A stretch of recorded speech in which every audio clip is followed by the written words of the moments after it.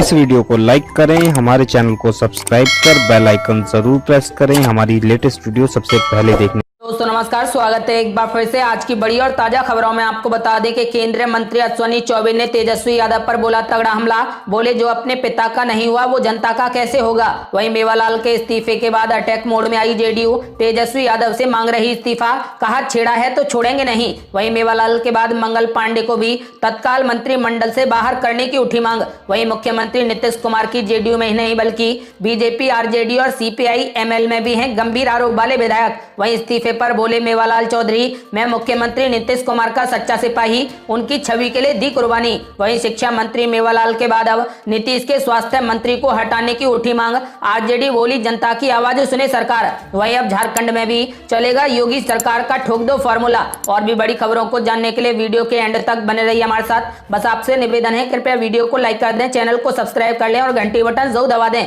वहीं पहली बड़ी खबर, आज भारत में पिछले 24 घंटे में कोरोना वायरस के 45,882 नए मामले सामने आए, जिससे अब कुल मरीजों की संख्या बढ़कर 90,04,366 हो गई और पिछले 24 घंटे में ही 584 लोगों की मौत हो गई।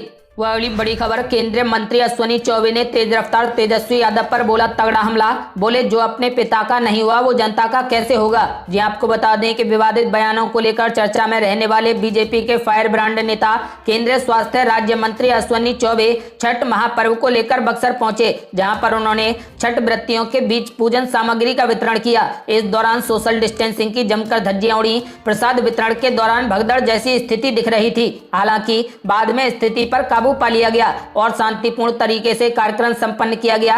कार्यक्रम के बाद शिक्षा मंत्री मेवालाल चौधरी के मामले पर मीडिया के सवालों का जवाब देते हुए केंद्रीय स्वास्थ्य राज्य मंत्री अश्विनी चौबे ने कहा कि नैतिकता के आधार पर कार्रवाई की गई है। उन्होंने कहा कि ऐसे अनेक लोग हैं जो विभिन्न मामलों में चार्ज शीटेड हैं, बावजूद इसके विभिन्न पदों पर बने हुए हैं। तेजस्वी यादव को तो पहले ही इस्तीफा दे देना चाहिए था। शिक्षा मंत्री के इस्तीफे को अपनी जीत बता रहे तेजस्वी यादव पर हमला बोलते हुए उन्होंने कहा कि जो अपने बाप का नहीं हुआ वो जनता का कैसे होगा। चुनाव के पहले अपने बाप का फोटो हटा दिया और चुनाव के बाद फोटो लगा दिया। आपको बता दें कि नेता प्रतिपक्ष तेजस्वी यादव के लगातार हमले पर अश्विनी चौबे ने कहा कि खिसियानी बिल्ली खंबा नोचे। लोकतंत्र में जनता ने जो जनादेश दिया है उसे स्वीकार करना चाहिए। चुनाव के बाद शपथ ग्रहण समारोह में आरजेडी के लोगों ने भाग नहीं लिया, ये दुर्भाग्यपूर्ण है। केंद्रीय स्वास्थ्य राज्य मंत्री ने कहा कि कोरोना वैक्सीन जल्द ही उपलब्ध हो जाएगा।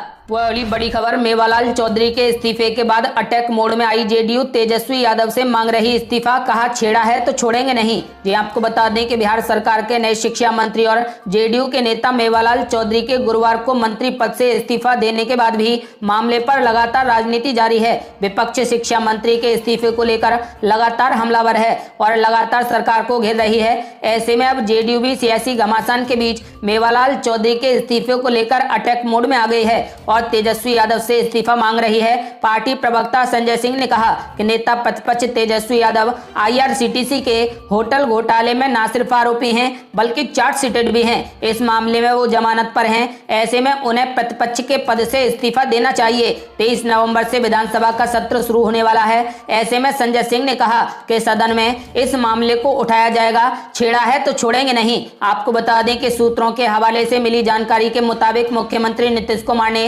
पार्टी के वरिष्ठ नेताओं को संकेत दिए हैं कि लालू प्रसाद यादव के छोटे लाल और विपक्ष के नेता तेजस्वी यादव पर लगे भ्रष्टाचार के आरोपों को लेकर उन्हें कटघरे में खड़ा किया जाए। हालांकि पार्टी प्रवक्ता अब इस मामले में मुखर होकर मीडिया में अपनी बात रखी है। वह अगली बड़ी खबर, बिहार की राजनीति में मचा तगड़ा बवाल। शिक्षा मंत्री मेवालाल चौधरी के बाद अब नीतीश कुमार के स्वास्थ्य मंत्री को हटाने की मांग। आरजेडी बोली जनता की आवाज सुने सरकार। जी आपको बता दें कि भ्रष्टाचार के आरोपों पर बिहार के नवनियुक्त शिक्षा मंत्री डॉक्टर मेवालाल चौधरी को इस्तीफा देना पड़ा है। महागठबंधन इस मुद्दे को और आगे बढ़ाना चाहता है और इसमें शामिल दलों के नेता मेवालाल के बाद अब स्वास्थ्य मंत्री मंगल पांडे जैसे मंत्रियों को भी तत्काल मंत्रिमंडल से बाहर करने की जरूरत बता रहे हैं। आरजेडी सांसद मनोज झा ने कहा कि राज्य में पूरे कोरोना काल में स्वास्थ्य सेवा लचर थी, लेकिन उन्हें फिर से उसी विभाग का मंत्री बना दिया गया है।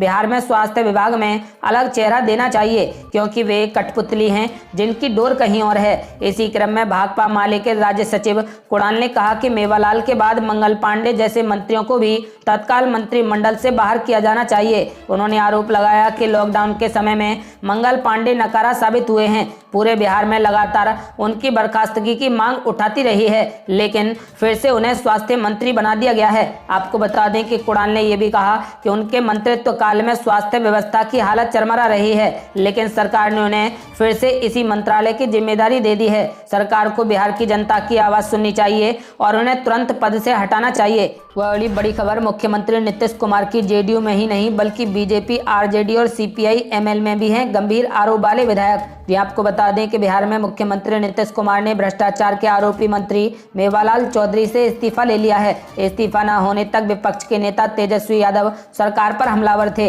वहीं इस इस्तीफे के बाद बिहार के पूर्व उप मुख्यमंत्री सुशील मोदी ने तेजस्वी यादव का इस्तीफा मांगा है। आपको बता दें कि क्योंकि उनके ऊपर भी कई आरोप हैं, ऐसे में ये जानना बड़ा दिलचस्प है कि चाहे जेडीयू हो, बीजेपी हो या फिर हम वीआईपी हो या फिर आरजेडी, कांग्रेस और सीपीआई एमएल हो, आपको बता दें कि हर पार्टी में ऐसे विधायक हैं जिनके ऊपर गंभीर आरोप लगे हैं।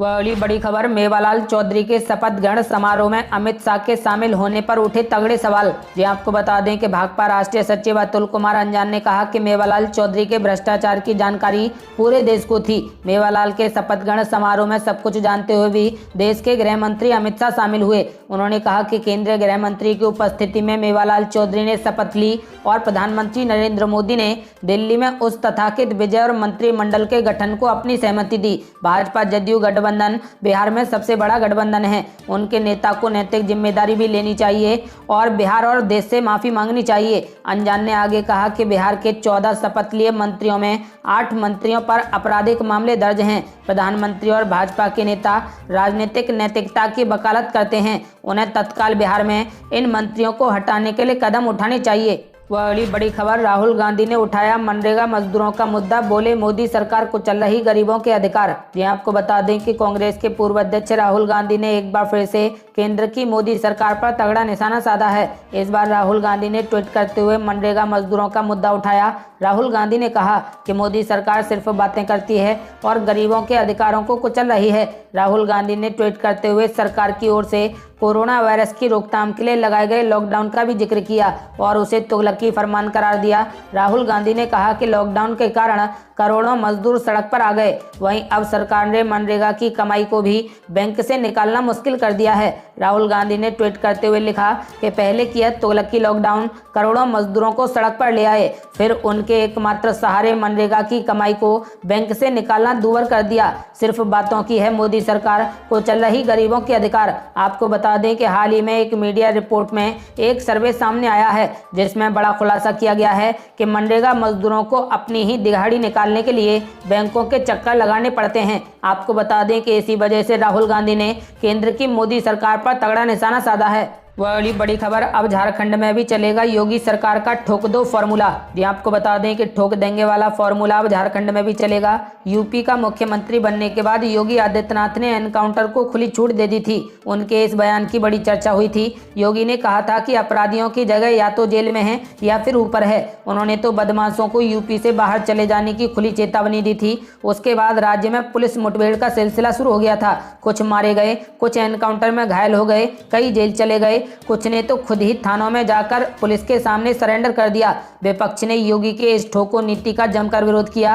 कहा कि मुठभेड़ फर्जी है, पुलिस अपराधियों को घर से उठाकर गोली मार रही है। लेकिन अब वही लोग इसी फॉर्मूले की तारीफ करने लगे हैं। अपने अपने राज्यों में योगी नीति लागू कर रहे हैं। झारखंड में हेमंत सोरेन की सरकार है जिसमें कांग्रेस पार्टी भी शामिल है। वहां पर अपराधियों पर लगाम लगाने के लिए पुलिस ने अब ठोक दो वाली नीति पर चलने का फैसला लिया है। आपको बता दें कि यूपी में योगी सरकार की ठोक दो नीति के खिलाफ कांग्रेस ने आसमान को सर पर उठा लिया था।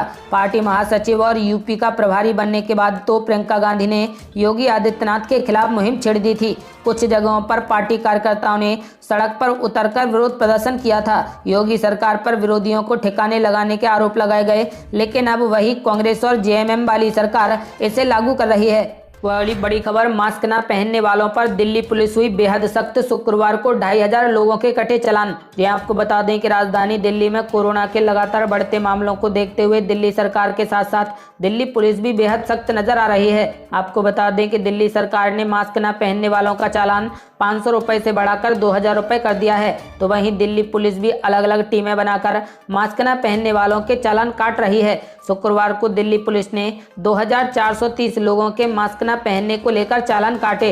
दिल्ली पुलिस ने कोरोना के नियम नहीं मानने वाले 5 लाख से ज्यादा लोगों के चालान किए हैं, जिनमें सोशल डिस्टेंसिंग का पालन नहीं करने वालों, सड़क पर थूकने वालों का भी चालान शामिल है। इन चालानों में दिल्ली पुलिस 26 करोड़ रुपए से ज्यादा इकट्ठा कर चुकी है। दिल्ली पुलिस ने पिछले 5 महीनों में अब तक 5,38,709 लोगों के चालान काटे हैं। बड़ी खबर, बिहार में हुई गलतियों पर कांग्रेस नेता ने की खुलकर बात, बोले जल्द राहुल गांधी से मिलेंगे। जी आपको बता दें कि बिहार में कांग्रेस के चुनाव प्रचार प्रभारी अखिलेश प्रसाद सिंह ने पार्टी के निराशाजनक प्रदर्शन को लेकर अपनी चुप्पी तोड़ दी है। कांग्रेस नेता ने बिहार चुनाव में हार की जिम्मेदारी लेते हुए कहा कि उन्होंने कांग्रेस के पूर्व अध्यक्ष राहुल गांधी से मिलने का वक्त मांगा है ताकि आगे भविष्य को लेकर चर्चा की जा सके। अखिलेश प्रसाद ने कहा कि कांग्रेस की सबसे बड़ी गलती थी कि उसने चुनाव लड़ने के लिए गलत सीटों का चुनाव किया। कांग्रेस नेता ने कहा कि किसी भी राज्य में चुनाव जीतने के लिए संगठन के स्तर पर बड़े बदलाव करने की दरकार है। ऐसे में चुनाव में खराब प्रदर्शन पर चर्चा के लिए वह जल्द ही राहुल गांधी से मिलेंगे। अखिलेश प्रसाद सिंह ने कहा कि कांग्रेस द्वारा सीटों का चुनाव गलत था। निर्णय लेने से पहले गहन विचार विमर्श किया जाना जरूरी था, लेकिन अंततः पार्टी ने जल्दबाजी में फैसला लिया। मैं बिहार चुनाव में हार की जिम्मेदारी स्वीकार करता हूं। मैंने राहुल गांधी से मुलाकात का वक्त मांगा है। मैं उन्हें बताऊंगा कि संगठन की कमजोरियों को दूर करने की जरूरत है और इसे धारदार बनाए जाने की आवश्यकता है। ये थी अब तक की बेहद बड़ी खबरें। बस आपसे निवेदन है, कृपया वीडियो को लाइक कर दें, चैनल को सब्सक्राइब कर लें और घंटी बटन जरूर दबा दें। जल्दी मिलते हैं बड़ी अपडेट के साथ। तब तक के लिए जय हिंद, जय भारत।